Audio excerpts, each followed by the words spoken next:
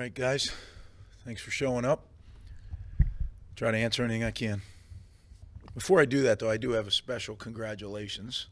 I think we all know that Pat and his wife Candace, they had a beautiful baby girl. Juliet, I understand, is the name, so I want to congratulate them. That's awesome. And look forward to getting you back, Pat. So why don't we go from there? Place to start is quarterbacks. How are Gavin and Noah doing? What's their status entering the week? Yeah, we're gonna see as the week goes on. They're both progressing. So what that means by end of the week, I don't know. What that means in practice reps, I don't know. I'll know more probably tomorrow. But we'll continue on as we're doing, right? We'll just keep trying to improve with whoever's available. When it comes to Saturday, how much do you factor in the level of the opponent, historic results against this team, and playing those quarterbacks and their health? Like, how much do you value risking their health versus the opponent? Well, I'll never risk their health. I don't care who we're playing. Their health's always first and foremost to me. We're going to win the game. I mean, that's what we're doing. We're going to Columbus to win the game. Will that happen? There's another team on the other sideline that wants the same thing. That's why goals are overrated, in my opinion. We both have the same goal at the beginning of the game. But we're going to do everything we can. We're going to practice. We're going to get ready and go out to Columbus and play our best. When you watch C.J. Stroud on film, I mean, how does he compare to last year, and do you feel like there are ways that he's elevated his game even beyond? Yeah, I think just with experience, right? He's been through big football games. He's seen a lot more defenses, including his own. What he's going against now is some high-level stuff. So when you go against that every day in practice, I think it sharpens iron a little bit there. So, yeah, he's an elite-level quarterback for sure. Rick, how much of Noah's injury affected what you wanted to do with quarterbacks this year and bringing those two young guys along? Well, we played with one scholarship quarterback in our opening Big Ten game. And I think the quarterbacks are part of it, Steve. But I think we just got to look at it. And I had to stop for a minute after Saturday night because it was maddening. And I had to just take a step back and say, wait a minute. So we're playing with one scholarship quarterback. Our top sacker the first 2 years has missed the whole season. Yet we're playing really well on defense. There's a lot of good stuff going on. And maybe we, by doing some things, raise the expectation of everybody, fan base included. And that's a good thing. That's why we sold that place out the other night. That's why there was an excitement. But I can't let that affect, when I took the job, I told you, it's not going to be a linear, straight shot. And we've had some injuries that set us back. Some different things, right? Some top, one of our top recruits injured his knee and was unable to play this year. So I want to make sure that we stay focused on the main thing, and that's getting better. And eventually, as we get better and better, that'll translate into more and more wins. But the quarterback is definitely part of it. When Noah went down, there's your experienced guy. He's got 20 whatever starts under his belt.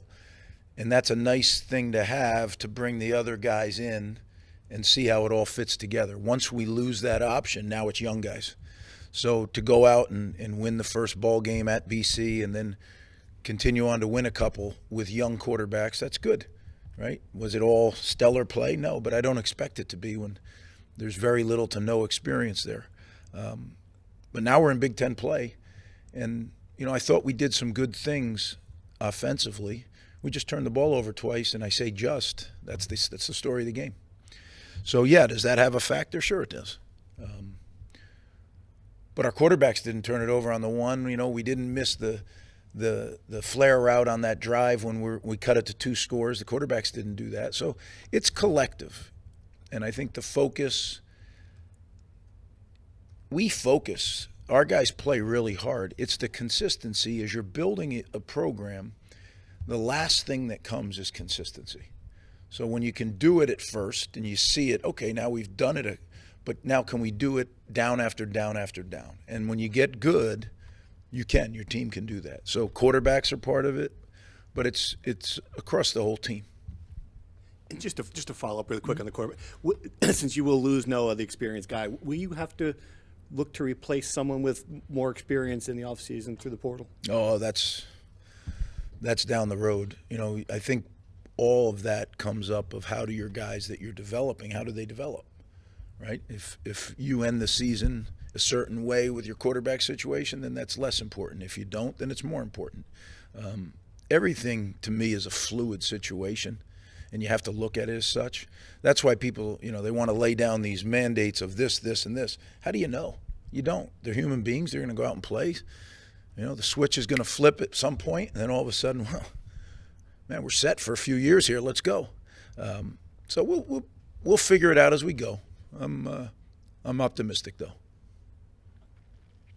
Now that you have 4 games to evaluate, what's kind of your overall assessment of the offensive line? Improved, yeah.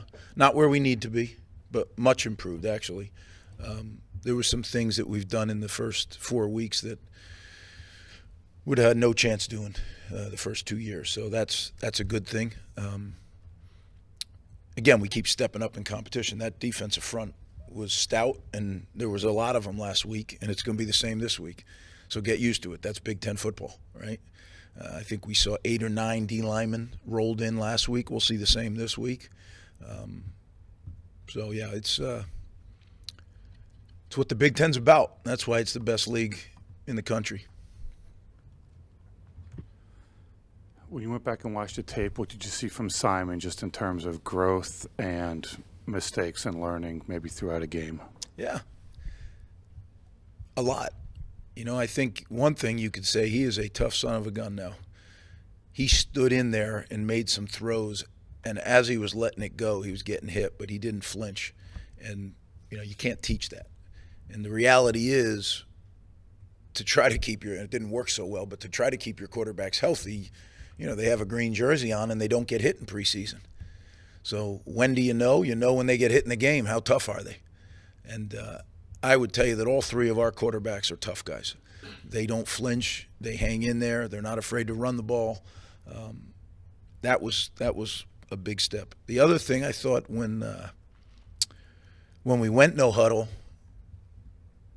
I thought Evan looked very comfortable. He had command of the situation, and that's another one that you don't know until you do it, right? So that was good to see. So that was a positive. A big picture about Ohio State. You've been there, so you know what the advantages that program has just in tradition and facilities, everything. Do the changes in the sport in college football with NIL and where the direction is going, does it make it even harder to catch a program like that? Do they have more advantages than they might have had 5 years ago? All depends what you do. You know, it's an opportunity, as I look at it, to close the gap if we, in fact, have those resources. And it's a different way of thinking, and it's a sudden change. So do your supporters, do your boosters, do your local businesses, do they feel the need? Is it that important to them to step up? Well, then it can become an advantage for us. It can be actually a way to close the gap more quickly. But it all depends on what your individual community feels and then ultimately does. Just Aaron Young, how is he getting closer, or do you feel like he's... Aaron is improving, yes. And, boy, we've missed him, right? He's a multi-dimensional guy. He does it on teams. He does it at running back. He does it at receiver. You know, it's another guy that, you know, that's why I had to really pump the brakes myself, because I was frustrated, as you could tell, Saturday night. And I don't ever accept it, and I don't make excuses, but I do have to live in reality.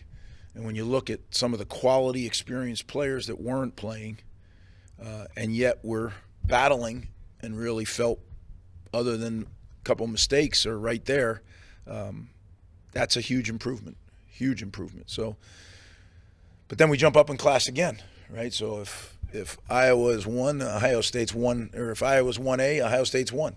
I mean, they're the 3rd ranked or 2nd ranked, whatever ranking they have, team in the country for a reason. And as Steve said, I've been there. I understand the culture. I understand the program. I understand the level of talent. So we're going to have to really, for us to have an opportunity to win this game, we have to be consistent. We have to be at our best consistently. And I just got done telling you that's the last thing to come. So, but you know what? The challenge is great, and that's what I love about this league. So I'm looking forward to it. On that vein, when you came back for the second time, gap between Ohio State and this program obviously was vast. Do you feel like, one, in the 3 years you've made you were able to significantly close the gap in any sense? Or is a game against Ohio State a fair way to, is it a fair measuring stick for this program in those 3 years? Oh, I don't know if there's a measuring stick right now with the program that's established that way. I don't know that. It depends how we play, right? It'll be a great measuring stick if we play well, but if you play poorly against a team like Ohio State, it really gets exposed, right? So you go play poorly against a good team, you might not look great. You play poorly against them, and it's a matter of how many. What's the difference? So we need to go out and play our best game, and then some things go your way. And again, the game is what you need to do. You need to hang in there. You need to play tough, and you keep looking up, and there's still a chance. Then you keep going, and it gets tighter and tighter and tighter. And that's what you do when you go in. You're a market underdog. We get where we are right now. Doesn't mean we're always going to be here. As a matter of fact, we're not going to always be in this position. But it takes time. And that's really one thing that I had to, like I said, do it myself first, right? And then communicate it to people, first my team and my staff, and now publicly, in that there's a lot of great improvement going on. We've lost some really valuable players, as was mentioned today, to injury. Some of them will be coming back as we go. Some of them won't. Some will have to wait till next year to see. But overall, the tide is definitely rising, and we're going out to Columbus to play our very best game since we've been back and see where that puts us. All right, guys, thanks. Appreciate it.